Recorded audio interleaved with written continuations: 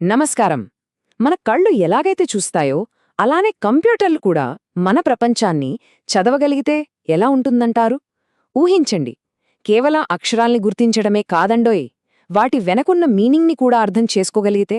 So ఈరోజు మనం ఈ డిజిటల్ కళ్ల వెనకున్న ఆ అద్భుతమైన టెక్నాలజీ గురించి అండ్ ముఖ్యంగా డీప్ సీక్ ఓసీఆర్ అనే ఓ సరికొత్త ఆవిష్కరణ గురించి తెలుసుకోబోతున్నాం.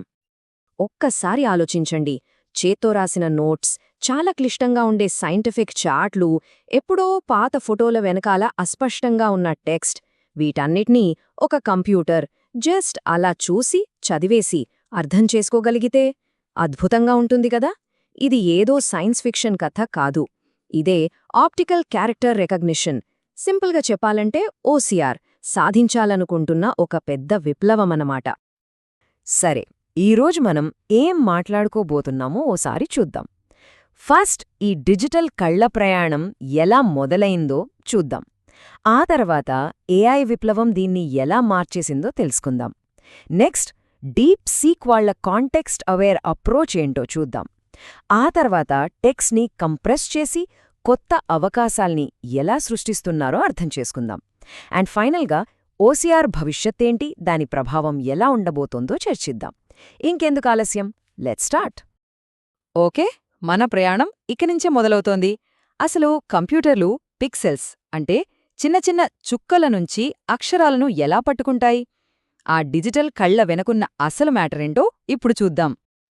ఫస్ట్ ఆఫ్ ఆల్, ఓసీఆర్ అంటే ఏంటో సింపుల్గా తెలుసుకుందాం. ఇది ఒక డిజిటల్ ట్రాన్స్లేటర్ లాంటిదనుకోండి. అంటే మీరు ఓ పుస్తకం పేజీని ఫోటో తీశారనుకోండి.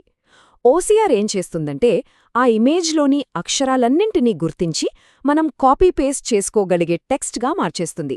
సింపుల్. ఇదే ఆప్టికల్ క్యారెక్టర్ రికగ్నిషన్. ఈ ఓసీఆర్ టెక్నాలజీ జర్నీ చాలా పెద్దదండోయ్.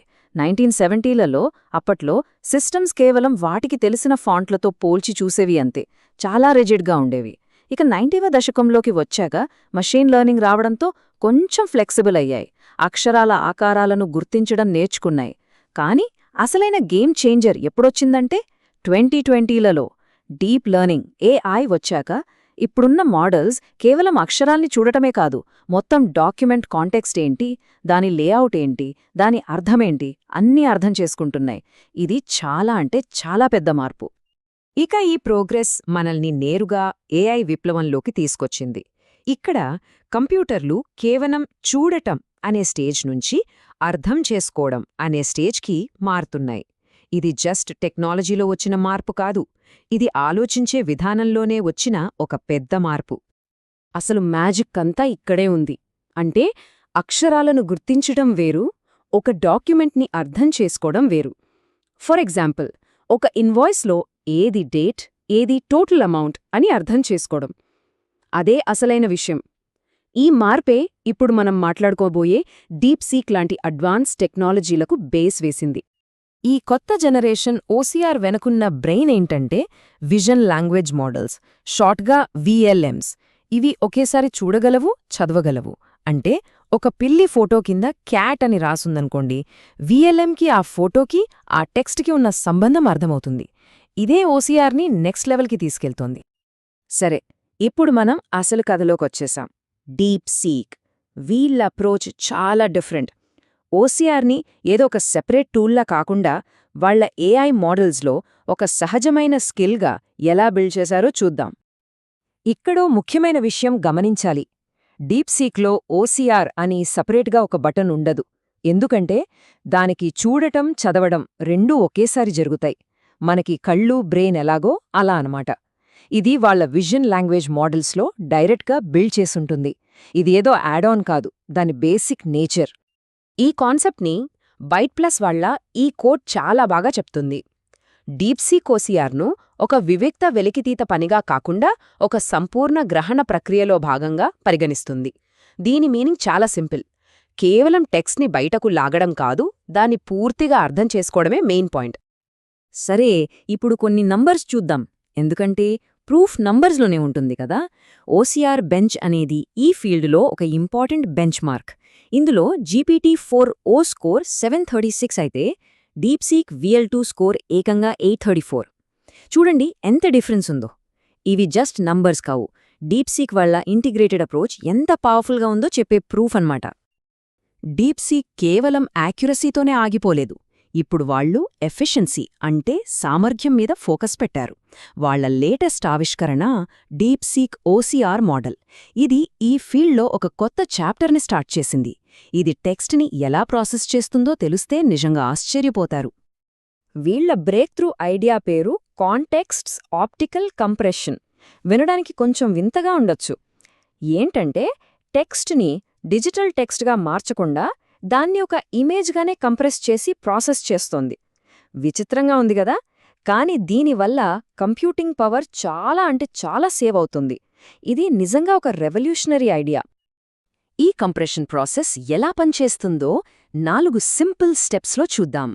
స్టెప్ 1, ఇమేజ్లో టెక్స్ట్ ఎక్కడుందో మోడల్ ఎనలైజ్ చేస్తుంది. స్టెప్ 2, ఒక స్పెషల్ కంప్రెసర్ ఆ ఇమేజ్ డేటాని కొన్ని విజన్ టోకెన్స్గా మార్చేస్తుంది. స్టెప్ 3, ఈ కంప్రెస్డ్ టోకెన్స్ని ఏఐ లాంగ్వేజ్ మోడల్కి పంపిస్తుంది. అండ్ ఫైనల్గా స్టెప్ 4, ఏఐ ఆ టోకెన్స్ని డీకోడ్ చేసి పర్ఫెక్ట్ టెక్స్ట్గా జనరేట్ చేస్తుంది. అంతే. ఇప్పుడు చూడండి, నార్మల్గా ఒక హై రెజల్యూషన్ ఇమేజ్ని ప్రాసెస్ చెయ్యాలి అంటే దాదాపుగా 4096 టోకెన్స్ కావాలి. ఇది చాలా పెద్ద నంబర్.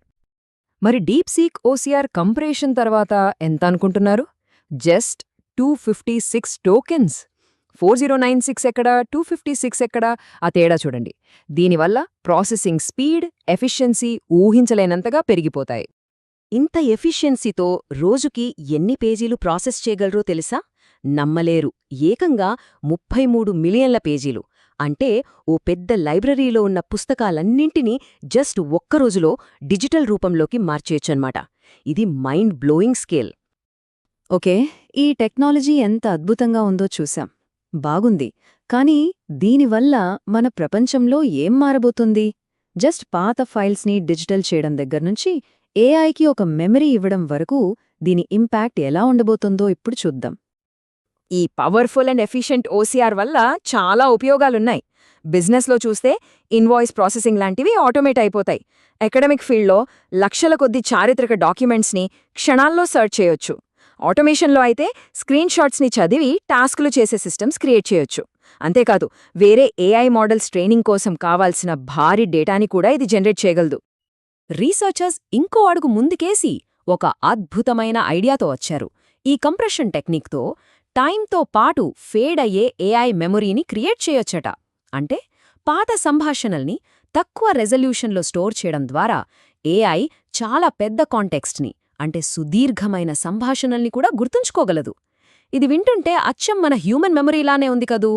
పాత విషయాలు కొంచెం మసకగా గుర్తుంటాయి, కొత్తవి క్లియర్గా ఉంటాయి. చివరిగా ఒక ప్రశ్నతో ఈ విశ్లేషణను ముగిద్దాం.